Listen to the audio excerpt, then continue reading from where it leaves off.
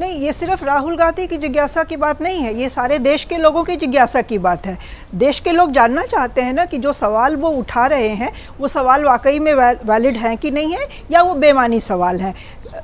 चुनाव आयोग ने अपनी तरफ से कोई बहुत ट्रांसपेरेंट उसका एक्सप्लेनेशन अभी तक दिया नहीं है, वो सिर्फ उसको डिसमिस कर देता है और ये कह देता है कि ये सारा कुछ सेटल हो चुका है, वीडियो फुटेज हम नहीं दे सकते हैं क्योंकि राइट टू प्राइवेसी उससे वायलेट होती है। लेकिन जो सवाल उठाए गए हैं वो तो वैलिड है ना भाई। अगर 8% का vote increase official voting time के बाद शाम के जो फिगर्स हैं उससे सुबह के फिगर में 8% का इंक्रीज दिखाई दे रहा है वोटिंग परसेंटेज में, तो कोई भी सोचना मतलब ये तो वाजिब है, लाजमी है कि कहाँ से इतने वोटर आए, तो उनकी क्या पहचान थी, वो कौन थे, वो कैसे इतनी ज़्यादा संख्या बढ़ गई। या वोटर लिस्ट में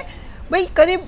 4-5 लाख 50 लाख लोग अगर बढ़ जाते हैं तो ये तो इसका हिस्टोरिकल ठीक है, इसके एग्जाम्पल्स हैं, पिछले कई चुनाव में भी हुआ है, तो विधानसभा और लोकसभा के फिगर्स में डिफरेंस आया है, बड़ा डिफरेंस आया है। लेकिन ये जो इस बहुत अनयूजुअली हाई जो नंबर है जो कि वोटर लिस्ट में इंक्रीज दिखाई दे रहा है, तो उसको एक ट्रांसपेरेंट तरीके से वोटर लिस्ट जारी करके क्यों नहीं चुनाव आयोग दे देता है, क्यों नहीं चुनाव आयोग इस चीज़ को क्लियर कर देता है कि भाई ये है लोकसभा की वोटर लिस्ट, ये है विधानसभा की वोटर लिस्ट। इसको तो मतलब पब्लिक करने में चुनाव आयोग को कोई परेशानी नहीं होनी चाहिए, क्योंकि वैसे भी पार्टियों को वोटर लिस्ट दिया ही जाता है। अब वो उसको डिजिटल और रीडेबल फॉर्म मांग रहे हैं तो उस पर क्या प्रॉब्लम है, चुनाव आयोग उनको इतनी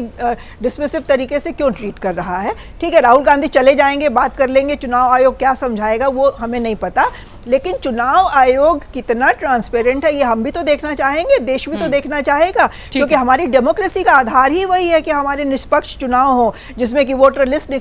भी फेयर तरीके से हो। नहीं, समस्या वो नहीं थी, मैं इसमें एक चीज ऐड कर दूं कि समस्या वो है कि जहां पर कांग्रेस को वोट चले जाते हैं वहां पर फिर ईवीएम के चुनाव आयोग की चर्चा नहीं होती। महाराष्ट्र के चुनाव में प्रतीक्षा नहीं, महाराष्ट्र के चुनाव में कई सीटें ऐसी है जहां कांग्रेस जीती है और उसमें बहुत अनएक्सपेक्टेड तरीके से वहां वोटर्स की संख्या में बढ़ाव देखा गया है। तो ऐसा नहीं है कि सिर्फ बीजेपी को ही फायदा हुआ है, लेकिन अगर एक सवाल उठा है तो चुनाव आयोग को सीरियसली उसको पब्लिक डोमेन में लाके एक्सप्लेन करना चाहिए। और जहां तक राहुल गांधी का है वो जाए ना जाए वो उनका अपना डिस्क्रिप्शन है, जाना चाहिए उनको, उसमें कोई बुराई नहीं है, लेकिन चुनाव आयोग को ट्रांसपेरेंटली इन चीजों को क्लियर करना चाहिए। दूसरा एक जो कि संदेह किस वजह से पैदा होता है, जब राहुल गांधी ने ये उठाना शुरू किया मुद्दा तो एकदम से चुनाव आयोग को क्या जरूरत थी वो पुराना कानून बदल देने की,